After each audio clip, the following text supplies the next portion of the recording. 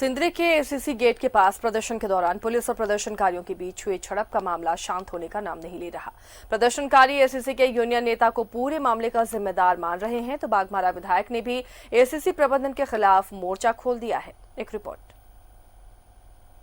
सोमवार को सिंदरी के एसीसी गेट पर स्थानीय लोगों ने नियोजन की मांग को लेकर प्रदर्शन किया। इस दौरान पुलिस और प्रदर्शनकारियों के बीच विवाद इतना बढ़ा कि लोगों ने पथराव तक शुरू कर दिया। विरोध प्रदर्शन हिंसक झड़प में तब्दील हो गया। जवाब में पुलिस ने भी लाठीचार्ज किया। इस झड़प के दौरान कई पुलिसकर्मी और स्थानीय लोग घायल हो गए। अब पुलिस ने पूरे मामले में 3 महिला और 10 टाइगर समर्थक ग्रामीणों को गिरफ्तार किया है। एहतियात के तौर पर एसीसी परिसर में धारा 144 भी लगा दिया गया है। प्रदर्शनकारियों के मुताबिक प्रदर्शन शांतिपूर्ण चल रहा था। मांग को लेकर वार्ता भी सफल रहा, लेकिन एसीसी के यूनियन नेता और सिक्योरिटी गार्ड के अभद्र टिप्पणी के बाद ये मामला उग्र हो गया। वो अंदर जाके मैनेजमेंट से बात होके सब कुछ क्लियर हो चुका था। क्लियर हो जाने के बाद जो भी हम लोग का दिक्कत था वो समस्या आराम से हल हो चुका था, बात भी हो चुका था। उसके बाद कंपनी में वो संतोष यादव और वो लोग संतोष यादव, एहसन पाठक आके हम लोग से अभद्र व्यवहार में बात करने लगे और हाँ जयराम सिंह यादव लेडीज़ के साथ भी अभद्र व्यवहार किया। और उसके बाद प्रशासन ने भी गलत तरीके से रवैया अपनाया। कंपनी में जयराम सिंह यादव यहाँ के लोकल का हमेशा से शोषण करते आए हैं। हम लोग किसी भी तरह का प्रदर्शन करते हैं उसमें हमेशा से कुछ न कुछ तरीके से गलत। बाघमारा विधायक डुल्लू महतो ने पूरे मामले में प्रतिक्रिया देते हुए कहा है कि झड़प में उनके समर्थकों का कोई हाथ नहीं है। प्रशासन को चाहिए कि हमलावरों की पहचान कर उस पर कार्रवाई हो। सिंदरी में जो घटना हुआ मैं उसका सबसे पहले तो घोर निंदा करता हूं, और जिस प्रकार से गलत करने वाले लोग बच रहे हैं और निर्दोष लोग को फंसाया जा रहा है, ये भी गलत है। जिला प्रशासन, राज्य सरकार इसका जांच करे। जो भी दोषी व्यक्ति हो, अगर जिला प्रशासन के सामने बैठकर वार्ता कर रहा और उस पर केस हो तो ये गलत बात है। ये जांच का विषय है कि जो भी व्यक्ति पुलिस पर पथराव किया उस पर मुकदमा होना चाहिए, केस होना चाहिए, वो जेल जाना चाहिए। मगर जो लोग शांतिपूर्ण ढंग से जिला प्रशासन के बीच में बैठकर बात हुआ और उस पर केस हो तो गलत बात है। प्रदर्शन के दौरान झड़प का चाहे जो भी कारण रहा हो, जरूरत है इसकी निष्पक्ष जांच कर दूध का दूध और पानी का पानी करने की।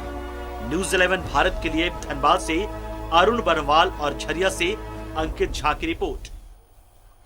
इन आरोपों और तमाम कार्रवाइयों के बाद फिलहाल स्थिति क्या है जानने की कोशिश करेंगे। हमारे सहयोगी अरुण बरनवाल हमारे साथ धनबाद से जुड़े हुए। अरुण, फिलहाल तो सबसे पहले आपसे जानना चाहेंगे कभी वहां हालात कैसे हैं इन तमाम आरोपों के बाद, और तमाम जो कार्रवाइयां हुई हैं, गिरफ्तारियां हुई हैं, उसके बाद हालात कैसे हैं? अब इस मामले में फिलहाल तो शांति दिख रही है, लेकिन जो संभावनाएं दिख रही है ये तूफान के पहले की शांति का संकेत है। क्योंकि जिस तरह आज इस मामले में बाघमारा विधायक डुल्लू महतो ने सीधे एसीसी प्रबंधन और वहां जो कार्यरत जिसको मान्यता मिली है मजदूर संगठन उस पे आरोप लगाया है, तो ये अगर जल्द से जल्द प्रशासन इस और नहीं अपने अनुसंधान को मोड़ देता है और अगर इस मामले में सही से जांच नहीं होती है तो ये किसी भी समय विस्फोटक स्थिति उत्पन्न कर सकता है। इसका प्रमाण आज हम लोगों ने देखा भी है कि उसी एक गांव में, छाताबाद एक गांव है, जहां के ग्रामीणों ने एक साथ मीडिया को बुलाकर उनको संबोधित किया है और स्पष्ट रूप से वहां जो जयराम सिंह यादव जो हैं, जो यूनियन के नेता है एसीसी प्रबंधन के, उनके खिलाफ पूरी तरह से उन्होंने अपनी भड़ास निकाली है।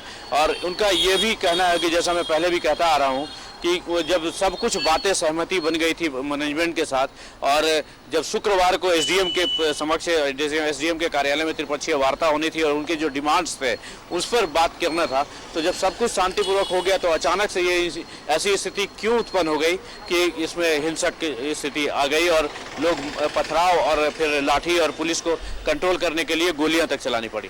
तो आज इस बात को लेकर देखिए धनबाद में भी विधायक डुल्लू महतो ने प्रेस कॉन्फ्रेंस करके मीडिया के समक्ष स्पष्ट रूप से कहा कि वो दोषी जो भी हो, क्योंकि वहाँ एसीसी गेट पे, एसीसी का जो प्लांट है उसके गेट पे सीसीटीवी कैमरा लगे हुए हैं, तो आप उस कैमरे पे देख लीजिए और जो भी दोषी है उसके खिलाफ कार्रवाई कीजिए, न कि निर्दोषों के खिलाफ मामला दर्ज कर उन्हें जेल भेजने का कार्रवाई कीजिए।